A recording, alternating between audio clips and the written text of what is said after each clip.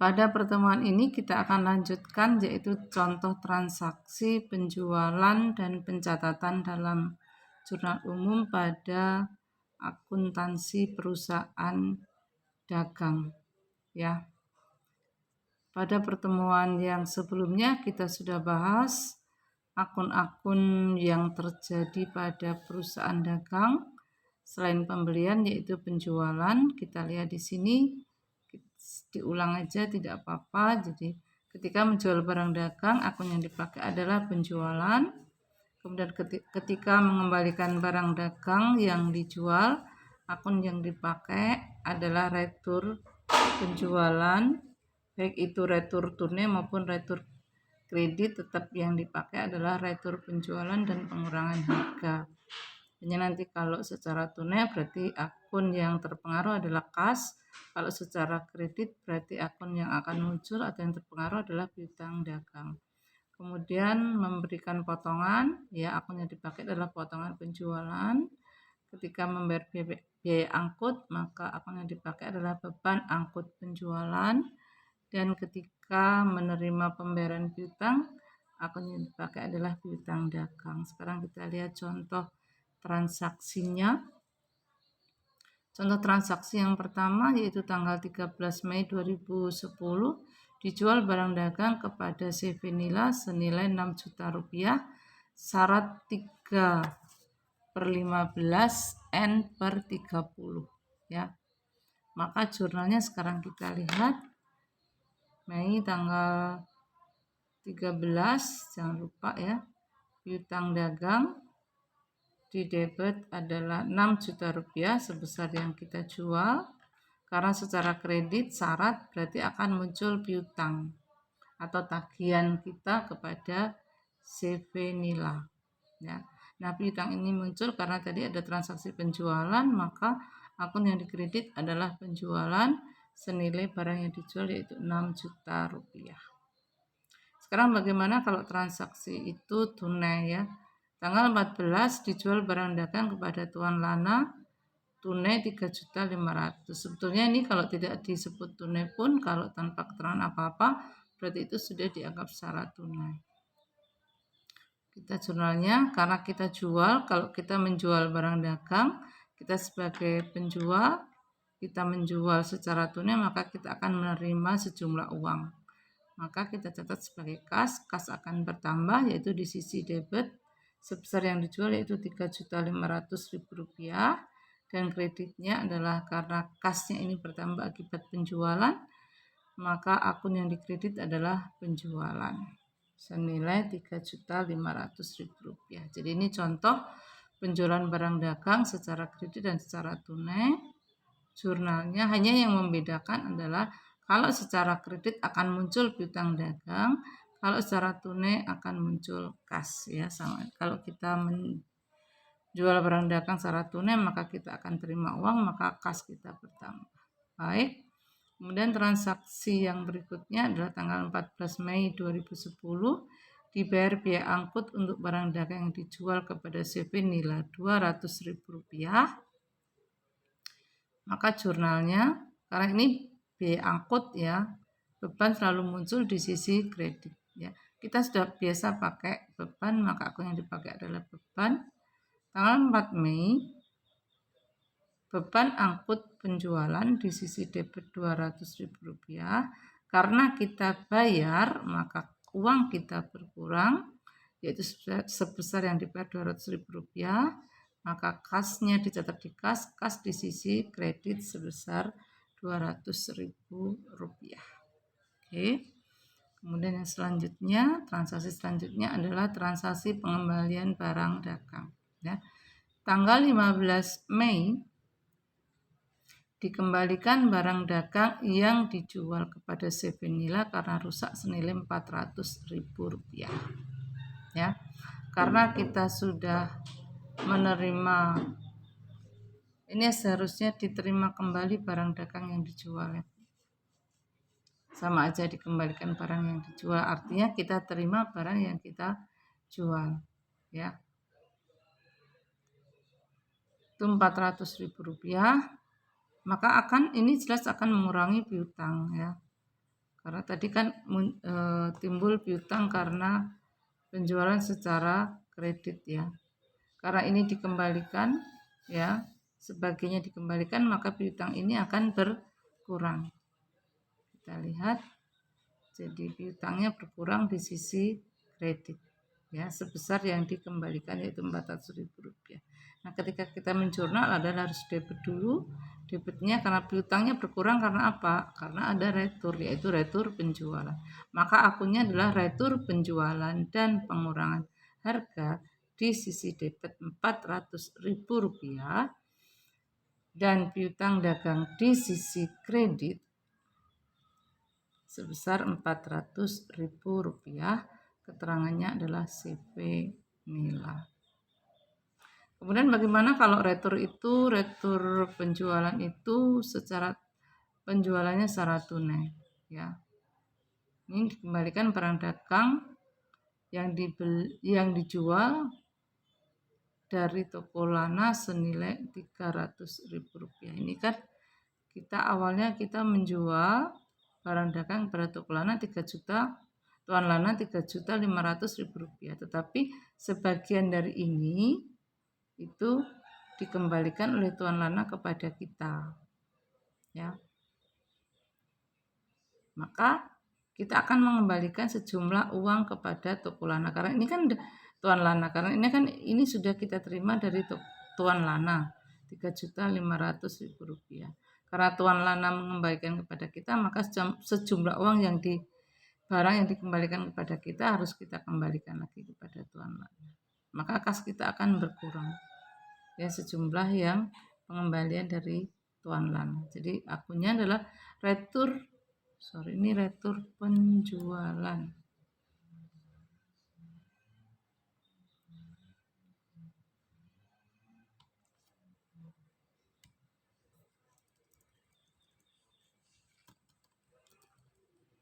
Retur penjualan dan pengurangan harga di sisi debit sebesar Rp300.000 dan kreditnya kas di kredit sebesar Rp300.000. Karena kenapa kas di kredit? Karena kita membayar kembali kepada Tuan Lana atas barang yang dikembalikan kepada kita ya. Ini bisa diganti dengan diterima kembali.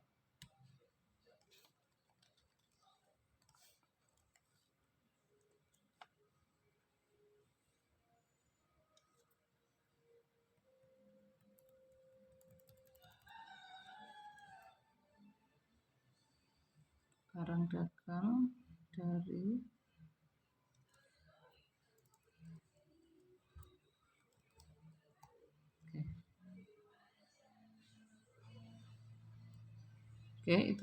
itu tentang retur penjualan ya. Kita lanjut. Jadi ini retur penjualan secara kredit. Ketika kita menjual secara kredit, maka akun yang berpengaruh piutang dagang. Tetapi kalau kita menerima kembali retur yang kita jual secara tunai, maka yang terpengaruh akunnya adalah kas. Baik. Contoh selanjutnya adalah diterima dari CV nila atas transaksi tanggal 13 Mei. Diterima secara tunai. Artinya ini pelunasan ya. Pelunasan dari CV nila. Sekarang kita hitung dulu, kalau langsung suruhnya agak susah. Jadi tanggal 13 Mei karena kita jual kepada CV nila itu secara kredit, kita muncul piutang Rp6 juta ya. Syaratnya 3/15 N/60. Kemudian tanggal 15 Mei kita menerima retur penjualan dari CV nila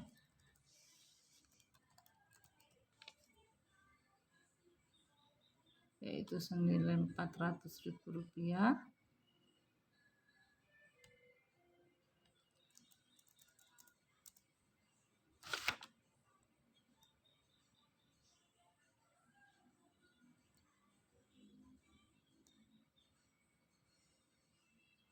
kita lihat lagi.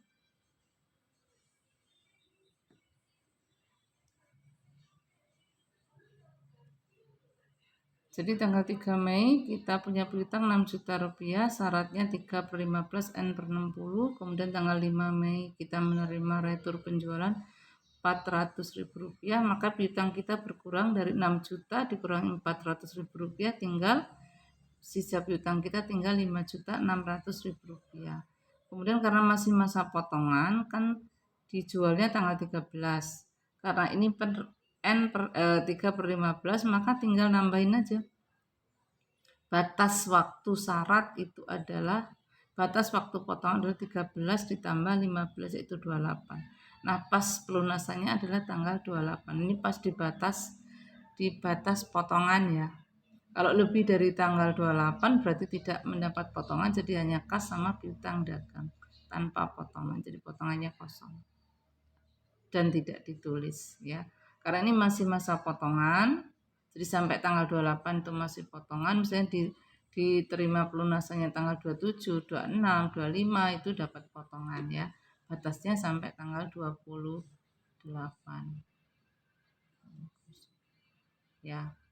Jadi tanggal 15 Mei ada retur 400 ribu rupiah, maka sisa piutang kita tinggal 5.600.000 rupiah.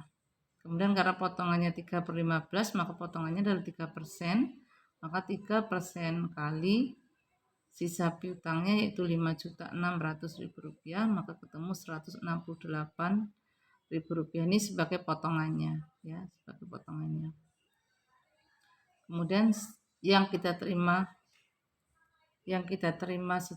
tunai tidak lagi 5.600.000 rupiah, tetapi dikurangi potongan tinggal 5.432.000 rupiah. Maka jurnalnya ini kas kita terima, kas di debit 5.430.000 rupiah. Kemudian potongan ini potongan penjualan ya, potongan penjualan 168.000 rupiah, semuanya di debit. Kemudian kreditnya adalah piutang dagang sebesar sisa piutang ini tadi, yaitu 5.600.000 rupiah. Itu tentang transaksi penjualan pada perusahaan dagang. Untuk transaksi yang lain selain pembelian dan penjualan akan sama dengan pada perusahaan jasa. Jadi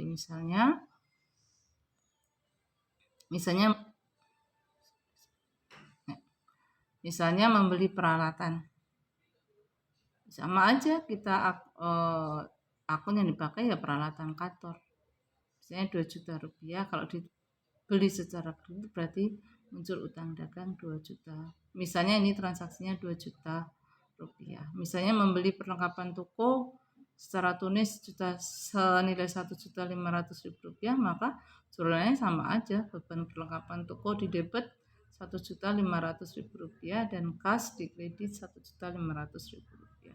Misalnya perusahaan membayar gaji pegawai di tanggal 29, misalnya sama aja akunnya beban gaji ya. Jadi untuk akun-akun yang lain sama dengan perusahaan jasa, yang membedakan adalah di penjualan dan pembelian ya. Jadi ini penjualan tadi sudah kita bahas dari awal ya. Kemudian untuk pembelian yang di video kemarin juga sudah kita bahas. Ini pembelian juga sudah kita bahas ya. Ini pembelian, utang dagang, pembelian dan sebagainya. Jadi yang membedakan dengan perusahaan jasa adalah pada transaksi pembelian dan penjualan barang dagang. Oke ya.